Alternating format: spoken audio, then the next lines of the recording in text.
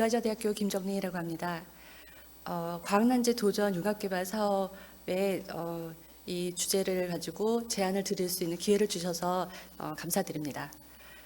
오늘 제안 드릴 주제는 다중신호 천문학을 이용한 우주 난제 해결이고요. 특히 허블 상수 갈등을 이제 규명하고자 하는 것이 연구의 목표입니다. 본 연구는 한국중력파 연구협력단이 제안을 한 과제라서 정말 많은 연구자분들이 머리를 맞대고 고민하고 앞으로 열심히 해보려고 하는 연구 주제입니다. 시작하겠습니다. 먼저 이 연구의 배경과 국내 현황에 대해서 말씀을 드릴게요. 다중신호 천문학 용어 자체가 좀 생소하실 텐데 생긴 지 얼마 안 돼서 그렇습니다. 중력파라는 신호가 2015년에 처음 미국 라이고 중력파 검출기에서 관측이 되었어요. 그 신호는 우주에서 온 중력파이고 두 블랙홀이 충돌하면서 발생한 신호였습니다. 갈릴레오 이후에 우리가 우주를 망원경을 사용해서 빛으로 보고 있었잖아요. 빛은 전자기파라고 해요. 그런데 입자를 또 가지고 중성미자 등등 입자를 가지고도 우주를 탐색할 수 있게 되었습니다. 가장 최근에 중력파라는 완전히 새로운 신호로 또 우리가 우주를 탐색할 수 있게 되었습니다. 3년 전에 2017년 8월에는 또 엄청난 사건이 있었습니다.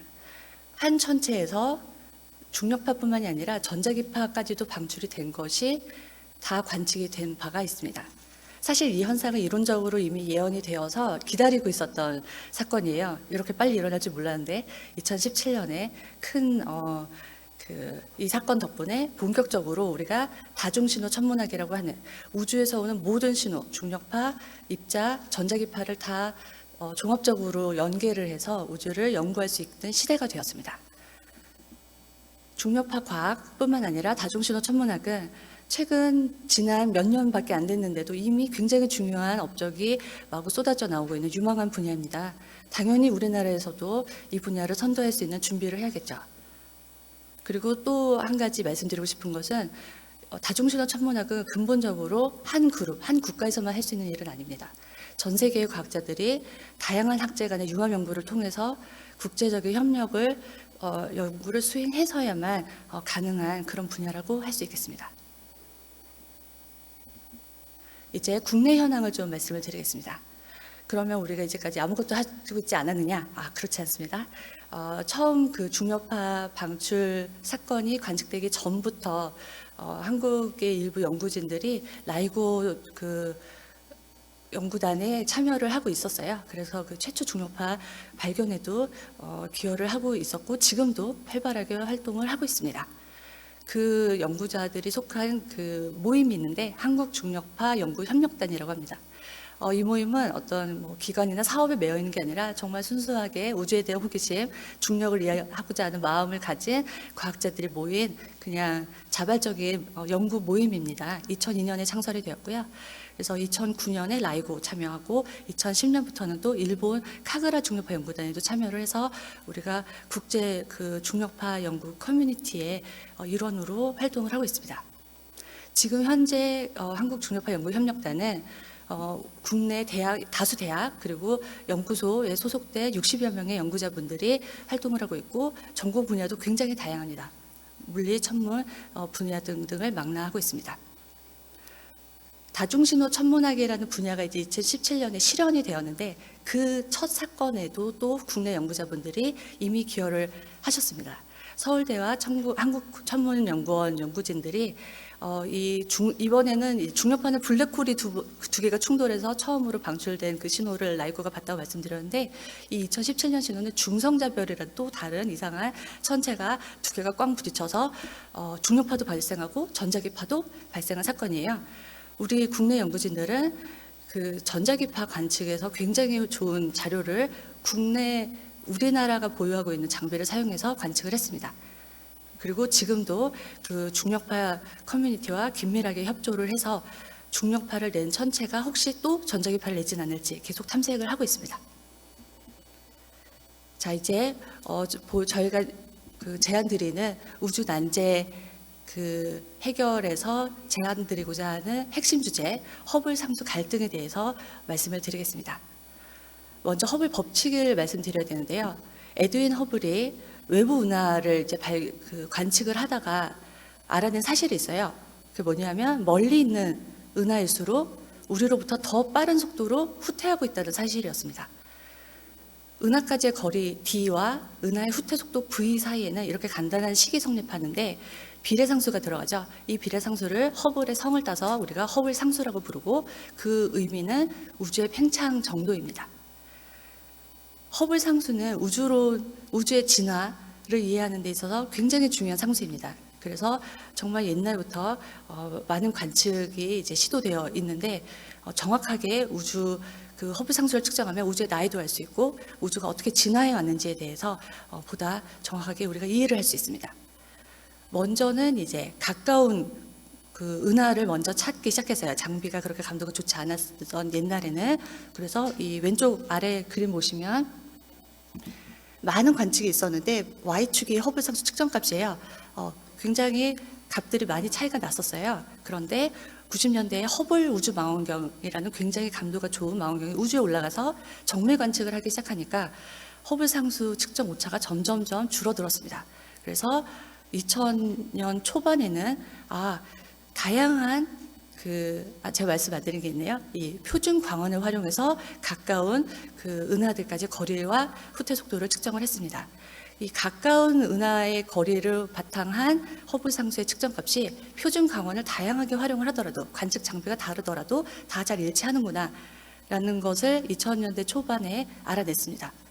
그러고 얘기가 끝일 줄 알았는데 그렇지 않았습니다. 이번에는 초기 우주에서 방출되는 마이크로파 우주 배경 복사라는 게 있죠. 그 초기 우주에서 방출된 빛을 관측할 수 있는 위성이 올라가서 먼 우주에서의 우주 팽창률, 허블 상수를 측정할 수 있게 되었습니다. 그게 바로 이 오른쪽 그래프에서 이 보라색 표시가 되어 있는 영역들인데요. 그러면 이제까지 우리가 가까운 우주를 봐서 측정했던 허블 상수와 우주 초기에 또 빛을 관측해서 얻은 허블 상수 값이 잘 일치할지가 이제 중요한 질문이었어요. 우주 전체에서의 팽창률이 일정한지 아닌지를 알기 위해서. 그런데 관측이 정밀해지면 정밀해질수록 근거리 관측으로 얻은 허블 상수와 원거리 관측으로 얻은 허블 상수가 오차를 고려하더라도 유의미한 어떤 이 차이가 발생한다는 게 보입니다. 여기 지금 빈 공간이 보이시죠? 네. 그래서 이것을 우리가 허블 상수 갈등이라고 부르고 이게 우주론적으로 우리가 뭔가 놓친 것이 있는 것인지 아니면 관측적인 어떤 여러 가지 고려해야 될 부분을 미처 보정하지 못한 결과인지를 알아내는 것이 현대 천문학에서 중요한 난제 중의 하나입니다. 이 허블 상수 갈등의 요인을 규명하고자 하는 것이 본 과제의 목표입니다. 방법이 중요한데 다중신호 천문학을 활용할 예정입니다. 그러면 어떻게 하느냐? 아까 허블식에서 우리가 허블 상수를 구하기 위해서 필요한 물리량은 두 개가 있잖아요. 은하까지의 거리 그리고 은하들의 후퇴 속도. 은하까지의 거리를 이때까지 빛으로 관측을 했고 은하의 후퇴 속도 역시 빛 관측을 통해서 했다면 다중신호 천문학은 거리를 독립적인 신호인 중력파로 관측하려고 합니다. 그리고 은하를 이제 발견은 해야겠죠. 은하는 이제 빛밖에 안 내기 때문에 여전히 전자기파 관측이 중요합니다. 그래서 그 중력파 천체를 발견하고 그 중력파 천체까지 거리를 측정한 다음에 빛 관측을 통해서 하늘을 훑어서 중력파를 방출한 천체가 속한 은하를 찾아내요. 그게 이제 두 번째 단계고 은하를 찾아내고 나면 이제 빛이 나오는 걸 알았으니까 분광 관측을 통해서 후퇴 속도를 측정할 수 있습니다. 이 하나하나의 방법론 자체는 굉장히 전자기파 관측은 너무나 오래된 잘 정립된 방법이고 중력파 관측으로 거리를 측정하는 것도 잘 정립되어 있습니다. 사실 제가 하는 연구도 그 중력파 천체의 물리량을 측정하는 연구를 저도 하고 있습니다. 중력파를 이용한 거리 측정이 기존의 표준 광원을 이용한 거리 측정과 완전히 독립적이에요. 그래서 이제까지 우리가 아까 보여드린 그래프에서 세트가 두 그룹으로 나누잖아요. 근거리 관측, 표준 광원 이용, 원거리 관측, 초기 우주의 마이크로파 이용. 거기에 우리가 하나 더 중력파 측정값을 얹어서 비교를 할 수 있게 되었습니다. 이 방법을 이미 라이고 위르고 중력파 커뮤니티가 시도를 해서 결과를 하나 냈습니다. 2017년에 한 번 중력파 관측이 이루어진 다음에요. 그러면 이 제안과 기존의 그 라이고 그 유럽 또 비로고 연구단의 한 연구랑 다른 게 뭐냐? 다른 게 바로 이 부분입니다. 중력파 커뮤니티는 중력파 관측을 사용해서만 거리를 특정했어요. 거기가 끝입니다. 그런데 이 연구에서는 중력파로 관측한 은하까지의 거리를 최대한 정확하게 잴 건데, 그걸 어떻게 할 거냐면 다시 빛관측으로 돌아갑니다. 빛관측을 더 정확하게 잘 해서, 그리고 수치 시뮬레이션, 이론적인 그 도움도 받아서 우리가 은하까지의 거리, 중력파 천체까지의 거리를 세계에서 가장 정확하게 잴 수 있는 연구를 해보려고 합니다. 그러고 나서 은하를 찾고 분광 관측을 해서 후퇴 속도를 구하는 것은 이제 기존에 잘 알려진 그 분광 관측을 통해서 수행할 예정입니다. 뿐만 아니라 그 거리 측정의 오차를 지금 궤도 경사각 추정 오차를 이제 줄이면 거리를 줄일 수 있는데요. 자세한 부분은 시간 관계상 생략하겠습니다. 그리고 이 나머지 두 개 요인에 대해서도 또 여러 가지 허블 상수의 측정 오차가 있는데, 그 부분도 다 저희가 다중신호 천문학 융합 연구를 통해서 줄이려고 그 방안을 다 계획을 해놓았습니다. 그러면 허블 상수를 정확하게 거리를 측정해서 그리고 후퇴 속도를 구해서 잘 정확하게 구했다. 그러면 앞으로 이 세 번째의 독립적인 다중신호 천문학으로 구한 허블 상수가 어떤 역할을 할 수 있을 것인가? 그래프를 먼저 다시 보여드리겠습니다. 아까 제가 설명을 안 드려서, 이 그래프는 이제 라이고 비르고가 출간한 네이처 논문에 실린 자료인데요. X축이 허블 상수의 측정값입니다. 50에서 140 사이 정도의 값이라고 생각하고 있습니다, 저희가. 그리고 Y축은 확률입니다. 중력파 관측의 특성상 뭐를 측정을 하면 거리를 이제 우리가 측정하려고 하는데 거리값 상수를 딱 주지 않아요. 이렇게 확률 분포 함수를 얻게 됩니다, 보통. 그래서 이 곡선이 중력파가 측정한 거리값에다가 전자기파로 관측한 은하의 후퇴 속도를 결합을 해서 얻은 그 결과이고, 주황색이 근거리 관측입니다. 녹색이 원거리, 그 마이크로파 우주 배경 복사로 얻은 허블 상수 오차 범위까지 포함한 이 D입니다.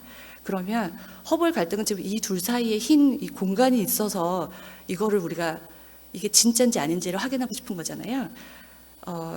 만약에 우리가 다중신호 천문학을 활용해서 허블 상수를 측정했는데 표준 광원으로 관측한 근거리 허블 상수 측정값과 일치한다. 그렇게 되면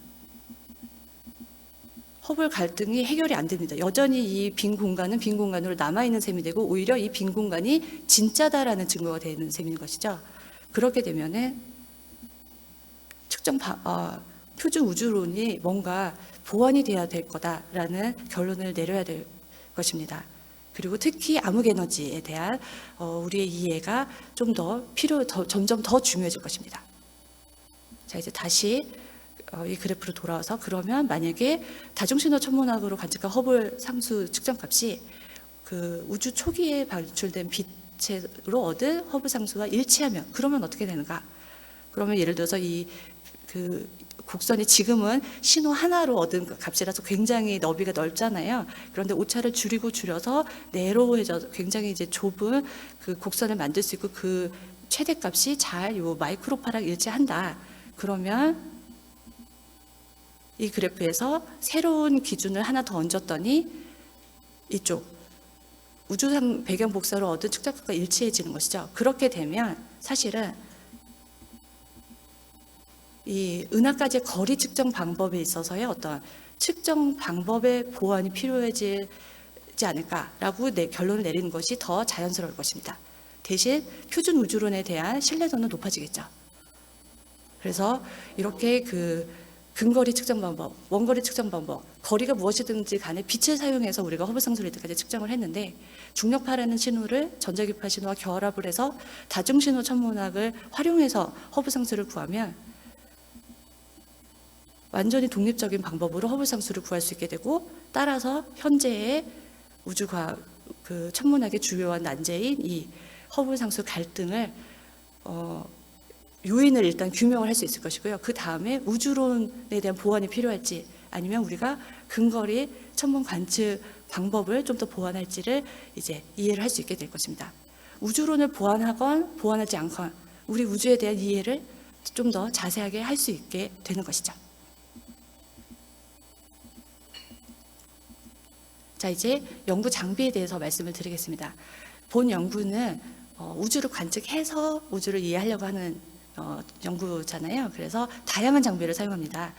하나 말씀드릴 수 있는 거는 지금 그 연구 참여 의사를 보여주시고 이 연구에 관심을 가진 분들은 세계 최고의 중력파 검출기 그리고 세계 최고 사양의 관측 장비에 다 접근 가능한 그 연구진들이 다수 저희가 이제 확보가 되어 있고요. 데이터 분석도 상당한 경험을 가지고 있습니다. 그래서 연구를 상당히 빠르게 시작을 할 수가 있습니다. 중력파 검출기는 일단 라이고 비르고는 이제 가동이 잘 되고 있는 기기고요. 일본의 카그라가 거의 완공이 돼서 사실 지금도 며칠 전까지 시험 가동을 잘 하고 있었습니다.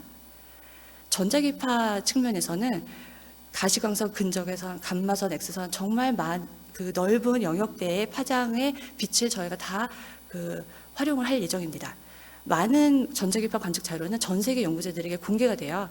그래서 전혀 뭐 회원이라든지 그런 제약 없이 자유롭게 좋은 아이디어만 있으면 이 허블 상수에 대한 연구에 이러한 빛 관측 결과를 사용할 수 있습니다. 아래 보시는 그림들이 이 첫 번째가 라이고의 그 중력파 검출기 중에 한 대의 사진이고요. 이 가운데 있는 것이 스위프트라는 빠르다는 뜻으로 스위프트라는 이름을 붙였는데 감마선 그 관측에 최적화된 망원경입니다. 그리고 맨 오른쪽이 이제 다양한 빛 관측을 하는 광학 망원경들이 모여 있는 칠레 연구 단지입니다. 지금 바로 말씀드릴 KMT-넷이라고 하는 우리나라가 보유하고 있는 장비가 사실 이 사진 끝부분 여기에 있다고 합니다. 지금까지는 해외의 장비를 말씀드렸어요. 우리나라가 보유하고 있는 장비도 사용할 예정입니다. 가장 대표적으로 외계행성 탐색 시스템 KMT-넷이라고 하는 한국 천문연구원이 보유하고 있는 굉장히 좋은 광학 망원경 시스템이 있습니다. 이 망원경은 남반구에 있어요.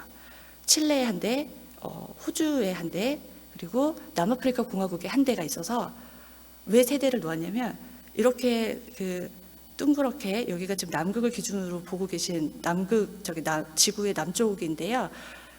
삼각형 모양처럼 지금 배치가 되어 있잖아요. 24시간 한 천체를 쭉 따라가면서 볼 수 있습니다. 한 곳에서 해가 떠도 다른 곳에서는 이제 해가 져서 관측을 시작할 수 있는 것이죠.